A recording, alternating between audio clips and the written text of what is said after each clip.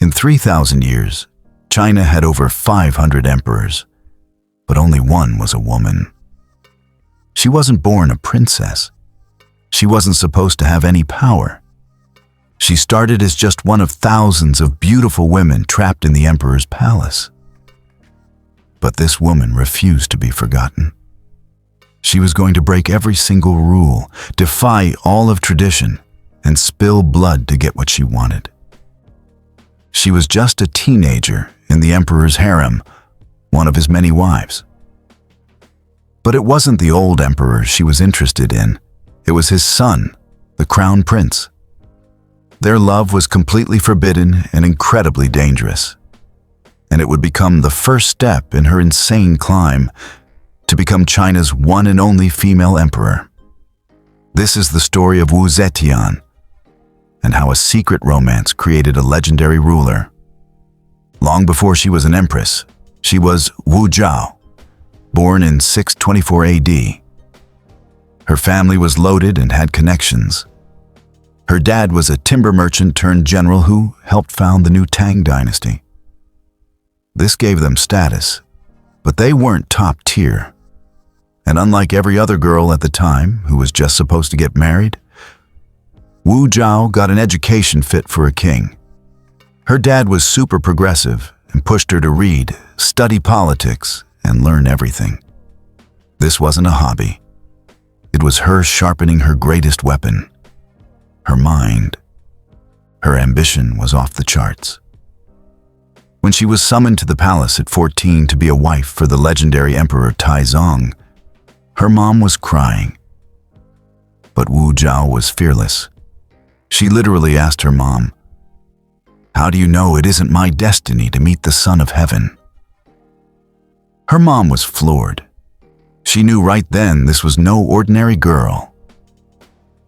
In the massive imperial city, she was made a kairin, a fifth-tier concubine. It was a pretty low-level job, basically a glorified assistant. But it gave her access.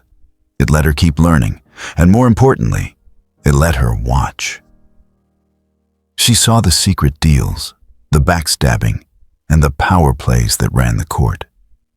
She was learning the rules to a game they wouldn't let her play. Yet. Emperor Taizong didn't seem to pay her much attention. But one crazy story shows you exactly who she was. Taizong had a wild horse called Lion Stallion that nobody could tame. The young Wu Zhao told the emperor, "I only need 3 things to control it: an iron whip, an iron hammer, and a sharp dagger." She explained, "First, I'll whip it. If it doesn't obey, I'll smash its head. If it still doesn't obey, I'll cut its throat." The emperor praised her guts, but he was probably also terrified by this teenage girl's brutal logic. This was the mind of a ruler, someone who knew power was all about control. She didn't win the emperor's love, but she did get the attention of someone way more important for her future. As Emperor Taizong got sicker, his son, Crown Prince Li Zhi, spent more time at the palace. And that's when he saw Wu Zhao. The prince was a gentle, maybe even weak guy. Nothing like his powerful dad. Maybe he was attracted to Wu's strength and her insane ambition. Everything he didn't have. A secret romance started. Some people think it began while his dad was still alive, which was a huge scandal. If true, it was a massive betrayal that would have destroyed them both. This was Wu's first massive gamble, betting her entire future on a prince's secret crush. In 649 AD, Emperor Taizong died. For Wu Zhao, this should have been game over. As a childless concubine of a dead emperor, she was supposed to have her head shaved and be locked away in a Buddhist monastery for the rest of her life. They sent her to Ganya Temple, her dreams totally crushed. The world of power was closed to her forever. Or was it? Li Ji was now Emperor Gaozong, and he had not forgotten about Wu. On the anniversary of his father's death, Gaozong went to the Ganya temple and saw her again. They say they both broke down crying. The spark was still there, just waiting to explode. Gaozong was now the emperor, and he was determined to bring her back to the palace, no matter what traditions he had to break. This one decision would change everything. Emperor Gaozong's court was a snake pit, run by two women, his wife, Empress Wang, and his favorite, consort Xiao. Empress Wang had no kids, which was a huge problem, and she was terrified of consort Xiao, who had given the emperor a son. So, in what she thought was a genius move, Empress Wang decided to bring Wu Zhao back to distract the emperor from consort Xiao. She thought Wu would be a pawn she could control. It was the worst mistake of her entire life. Some sources say Empress Wang literally engineered Wu's return. Others say Wu might have never even left the palace. Either way, Wu Zhao re-entered the imperial city, not as a nobody, but as the new emperor's favorite. She was given the title Zhaoyi, the highest-ranking concubine of the second rank, immediately making her a rival to consort Xiao. But Wu was nobody's pawn. She instantly outplayed her rival and got the emperor's complete attention. Her intelligence and their history together made her irresistible to him. Her power grew even more when she started having his kids. In 652, she had a son, Li Hong, and another son a year later. She gave the emperor what his own empress couldn't: heirs. The two rivals, Empress Wang and consort Xiao, teamed up against Wu, but it was way too late. Wu had the emperor's heart and was already planning her next move. The court was a war zone of whispers. Wu knew that to win, she had to completely eliminate her rivals.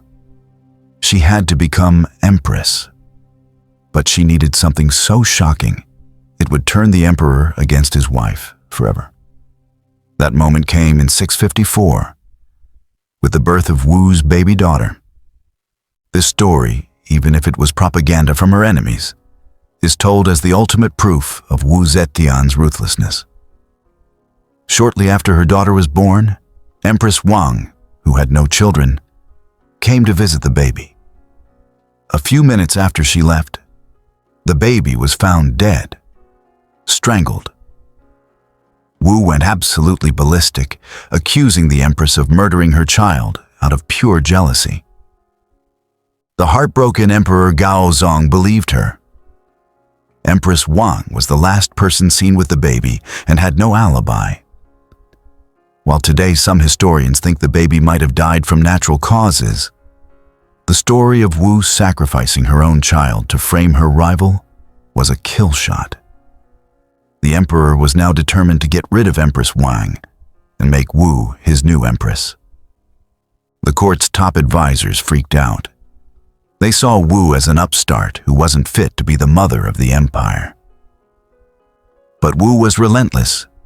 In 655, she attacked again, accusing Empress Wang and her mother of witchcraft. A massive crime. That sealed the deal.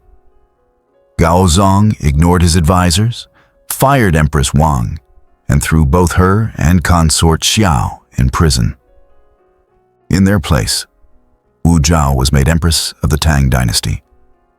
Her son, Li Hong, was named the new crown prince. She had made it to the top. But for Wu, winning wasn't enough.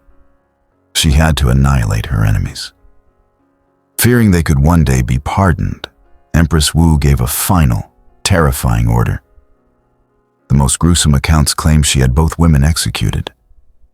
The legend says their hands and feet were chopped off before they were thrown into giant vats of wine to drown, with Wu saying, "Let those two witches get drunk to their bones."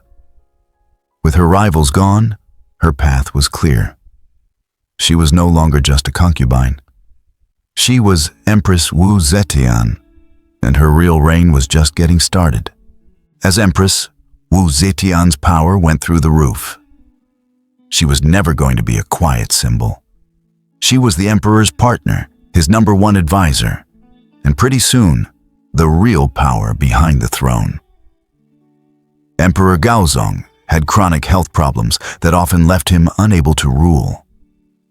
During those times, he just handed the keys to the kingdom to his wife. At first, she would sit behind a screen in court, listening and giving advice. But soon, the screen was gone. She started showing up to court, ruling right next to her husband. Her knowledge of politics was insane, and she was decisive where Gaozong was hesitant and ruthless where he was soft. Together, they became known as the Two Sages. They ruled together over a massive expansion of the Tang Empire. China's territory grew all the way from Korea into Central Asia. Wu was behind major policy decisions, from military strategy to government reform. She knew that to secure her power, she had to crush the old aristocratic families who hated her.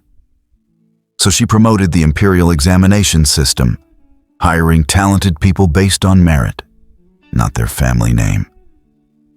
This created a whole new class of government officials who were loyal to her. But the old guard was horrified by a woman having this much power. In 664, Gaozong was briefly talked into deposing her. He even had the official order written up. When Wu found out and confronted him, she argued her case so well that the emperor tore up the order, begged for her forgiveness, and had the officials who suggested it executed. From that moment on, her position was untouchable. As Gaozong's health got worse, Wu's control became absolute. She held the imperial seal and was basically the ruler of China. She had tasted ultimate power, not just as a wife, but as a king. When Emperor Gaozong finally died in 683, his will literally said that their son, the new emperor, had to ask his mom for advice on every major decision. But Wu Zetian had zero intention of just being an advisor. She had been the power behind the throne for 20 years. Now, she was ready to take the throne herself. After Gaozong's death, Wu Zetian was in charge as regent for her son, Emperor Zhongzong. He was emperor in name only. When he tried to act on his own and give his wife's family powerful jobs, Wu moved like lightning. After just 6 weeks on the throne, she had her own son deposed and exiled. She replaced him with her younger, more obedient son, Li Dan, as Emperor Ruizong. He was a total puppet, basically under house arrest, while his mom ruled everything openly and absolutely. She was Empress, but she had the power of an emperor. To smash any opposition, she created a network of secret police, using terror and spies to wipe out her enemies. Her reign was built on fear, but it was also effective. For years, she ruled as regent, but she was planning something that was literally unthinkable. No woman had ever held the title of Huangdi, emperor. The very idea was against the entire social and cosmic order. So, to justify it, Wu turned to religion. She dumped massive amounts of money into Buddhism, raising it above all other religions. Her supporters, including a monk named Shui Huayi, discovered a Buddhist prophecy about a female god king who would bring an age of peace. And guess who they said that god king was? Wu Zetian. Finally, in the year 690, at 67 years old, she made her move. She had her son, Emperor Ruizong, officially give the throne to her. She declared the end of the Tang Dynasty and started her own dynasty, the Zhou Dynasty. Wu Zhao, the girl from a merchant family, the forgotten concubine, the ruthless Empress, now climbed the throne as Emperor Wu Zetian, the only woman to ever rule China in her own right. She put on the yellow robes that only the emperor could wear, a symbol of her absolute mind-blowing power. As emperor, Wu Zetian ruled with an iron fist, but her later years were full of a new kind of scandal. Her great love, Emperor Gaozong, was long dead. So the aging empress started taking male favorites, something male emperors did all the time, but was shocking for a woman. One of the most famous was a former makeup salesman turned monk named Shui Huaiyi, who was also rumored to be her lover. He wasn't just a boy toy, he was a political tool. She made him a general and an abbot to promote the Buddhist ideas that kept her in power. He was arrogant and flashy, once riding his horse into a courtroom just to mess things up. But when he got too bold and allegedly burned down an imperial building in a jealous rage, Wu showed her classic ruthlessness. She had him quietly murdered, proving nobody was untouchable. In her final years, she became super dependent on two handsome young brothers, Zhang Yizhi and Zhang Chengzong. They were her lovers and her closest advisors, and she gave them insane amounts of power and money. They were totally corrupt, and their influence became a symbol of her reign's decline. As Wu Zetian got older and weaker, the Zhang brothers basically controlled who could even see her, cutting her off from everyone. The court was about to explode. The power of the Zhang brothers, plus the Empress's old age, created a power vacuum. The end came fast. In February 705, a group of officials staged a palace coup. They stormed the palace, executed the Zhang brothers, and forced the extremely sick 81-year-old Wu Zetian to abdicate. The epic love story that started her rise to power ended with a coup that took it all away. Wu Zetian's reign and her entire dynasty were over in an instant. What do you think? Was her using lovers a sign of corruption, or was it a 5D chess move to hold on to power in a man's world? Let us know what you think in the comments below. And if you want more insane stories about historical figures who broke all the rules, make sure to like and subscribe. Forced out of power, Wu Zetian gave the throne back to her son, Emperor Zhongzong, restoring the Tang Dynasty. She died just a few months later.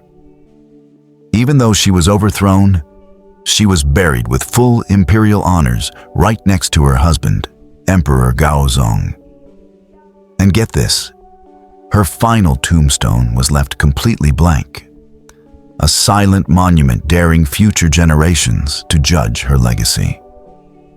For centuries, historians, who were biased against a woman seizing the throne, painted her as a cruel, evil monster. They only focused on the ruthlessness, the secret police, and the scandals. But today, we see a more complex picture. During her nearly 50 years of rule, China's economy grew, its culture thrived, its territory expanded, and she promoted talented people no matter where they came from, bringing a long period of peace. So who was the real Wu Zetian? A visionary leader who dragged China into the future? A feminist icon? Or a power-hungry tyrant whose ambition was as big as her cruelty? The truth is, she was probably a mix of all of it. She was the product of a brutal system, and she used brutal methods to win. She was the only woman who ever dared to sit on the dragon throne. And her story, which all started with a forbidden love affair, remains one of the most incredible and controversial in all of world history.